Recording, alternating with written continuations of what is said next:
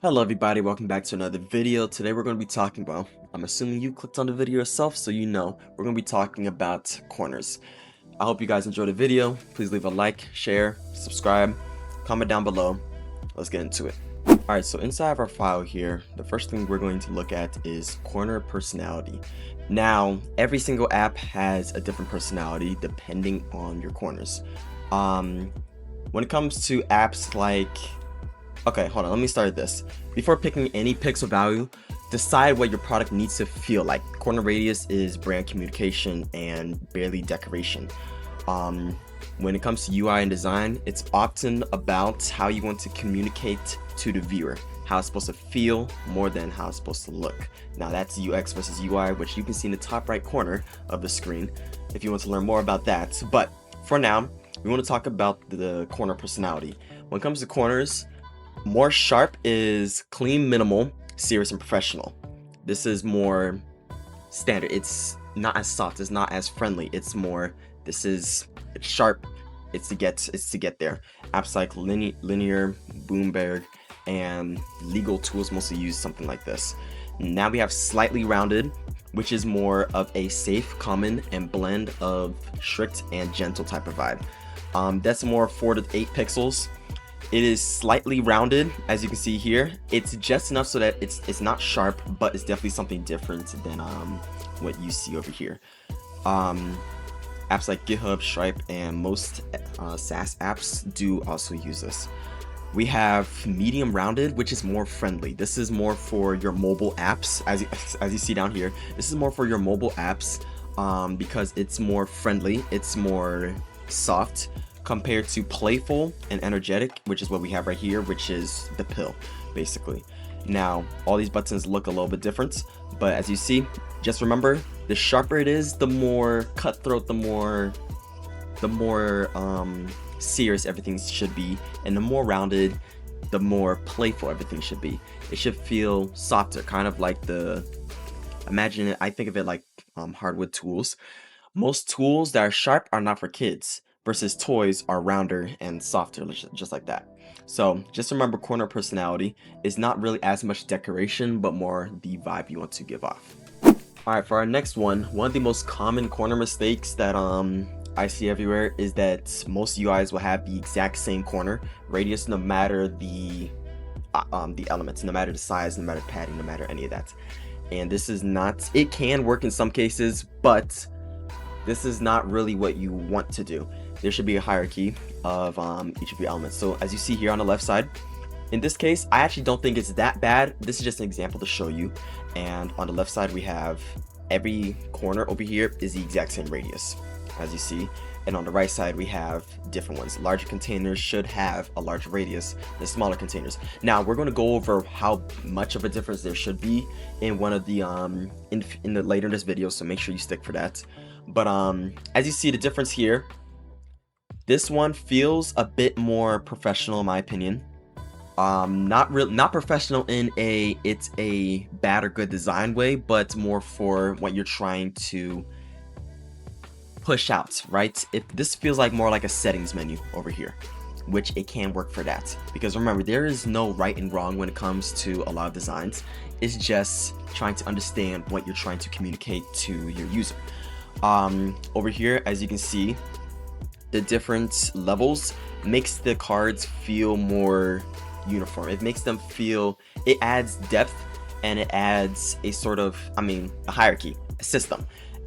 The bigger cards over here have bigger radii, and the smaller cards over here has less ones. And as you see here, this is a pill, so even though it is smaller than all these other ones, it can still be completely rounded because it's supposed to be a pill, a badge, stuff like that. So just remember the hierarchy. Everything should not really be the same pixels. The same radii. It should be different depending on your object. Alright, and now we can look at the formula that I was literally just talking about in the last one, and this is how I personally figure out what padding each of my elements should be in the hierarchy. This will really take you from an amateur to a pro because it is really straightforward, really easy to remember, and can just speed up your workflow. So as we see here, the formula is really simple. I'm not even going to sugarcoat it. I'm not even going to try to add anything on top of it. It's just the inner radius should be the outer radius. Take away the padding. All right, it's that simple.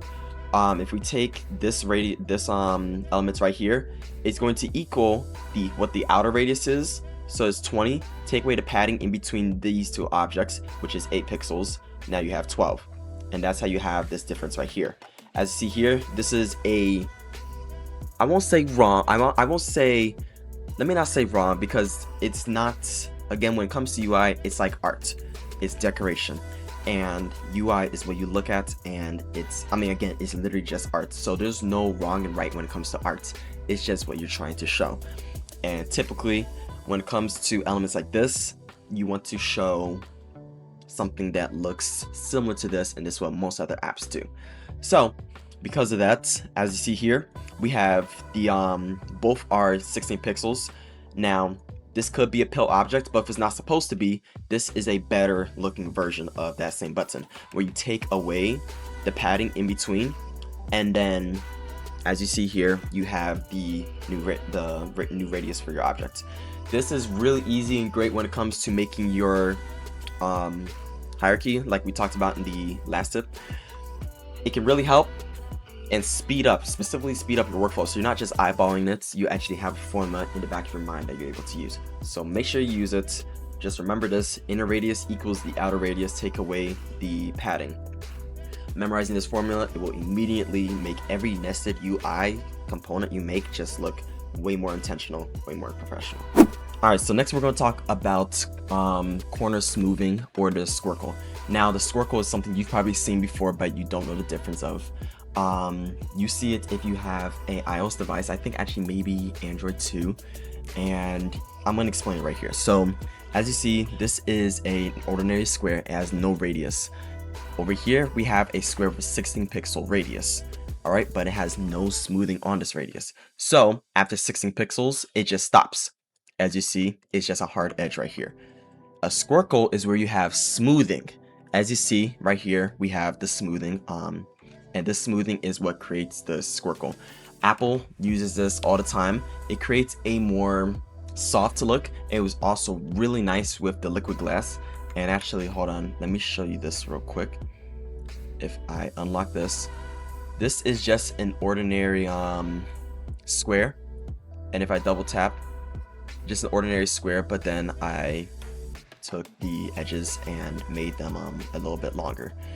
Not a square, a circle, and then I just made the edges longer, and this is how you get that squircle shape. It is really nice, and just all out pretty cool for any software apps. So if I was making a Duolingo style app, something like this would be pretty nice to have. And that's the difference between all these other different types of corner smoothing. Just remember that the pixel radius shows how much it should curve into the from the edges, and the smoothness will determine basically how much it should smooth out from there, and that's how you get this squircle shape. Next, we're going to talk about independent corners for specific cases. Now, this was a bit more straightforward, but not every element needs all 4 corners to match. We have something in UI which is just basically, well, in pretty much everything, don't reinvent the wheel. There's no need to reinvent the wheel, and UI is supposed to communicate from the screen, from the user to you. And there's some things that have just been used so much that it will really help you by using it and not trying to reinvent the wheel. That doesn't mean don't try to experiment, because some stuff can look really nice, but there are just some other things that you typically want to stay with. And one of those things is, for example, when it comes to messages, it can be all rounded, but when I see this, it could be a tooltip, it could be a tip that just pops out on your corner, or it could be a message. When I see this, I immediately think message. So same thing over here. This instantly looks like a tab at the top of your screen, like as you see over here. And then over here, this could be a bottom sheet. A bottom sheet is that little menu that comes from the bottom of your screen, and you're able to swipe it up and down. Now all it's missing is this little handle right here so that you can actually move it. I think we'll actually talk about that in the next video. But for now, when it comes to corners and making them match, you typically want to just do your research. When it comes to a lot of these elements, all the corners don't need to match, and again, just these are all normal boxes, but different corners are rounded, and because of that, it now screams a different element without me having to do much effort. And this can really help speed up your workflow, of course, because that's what we're here to do. And it's really just really nice and a great UI tip that you should definitely know too. Next, we're going to talk about scaling with proportions. You want your radius to scale proportionately to your other objects, otherwise it can look a bit strange sometimes. Now obviously it depends on the object, but for this video we're talking about specific cases. For this case, we don't really want to use the resize handle. This is specifically for Figma because they have a built-in tool. If you press K, you're actually able to scale an object. Now this one isn't 100% to scale, as you can see here, but if it's double the size, you want it to have, well, just like we talked about up here in this other one, sorry I can't find it, we want to have a different corner radius. And instead of having to calculate this, if you don't want to, this easy tool, just pressing K, allows you to scale it up while keeping all the radii proportionate to the other elements that you had. So really helpful. Just remember, press K and you'll be good. All right, for our next one, we're going to clip our content because this one is also pretty straightforward and easy to know. The only problem is I feel like a lot of people, sorry, I don't know why there's this little artifact's going on here, but oh, it's because I added the borders. I'm so sorry for that, forgive me. But yes, when it comes to our content, we often want to clip it, our images, to our corner radius, and I've actually seen this not happen multiple times, which is why I mentioned it here. An image dropped into a rounded corner of the frame that ignores the frame's corners does not look as good, or yes, I'm sorry, it does not look as good as if you just clip them. And as you see here, this is the clipped version, and then, I mean, my bad, this is the unclipped version, and then over here is the clipped version. This can really help. Again, this should be straightforward, but I have seen it happen sometimes, so I just want to make sure you know so that you can be a great professional artist in UI and UX. All right, and again, pretty short, but I just wanted to get a few things down when it comes to corners. I was designing a little design today, and I was thinking about the corners in my design, and I was like, I feel like there's just a few things I want to talk about. And so this entire file you can find in the link description below if you want it. That's all that we're going to be talking about today. Hope you remember that UI and UX is art. So whatever you do is what it should be. These are just how to communicate better to the viewer so that they know how these things should work. Because for a really long time now, we have a specific way of doing things. That doesn't mean you can't go against it. But if you want to quickly communicate to the viewer how a certain thing should go, these are just a few tips and tricks that I would have for you.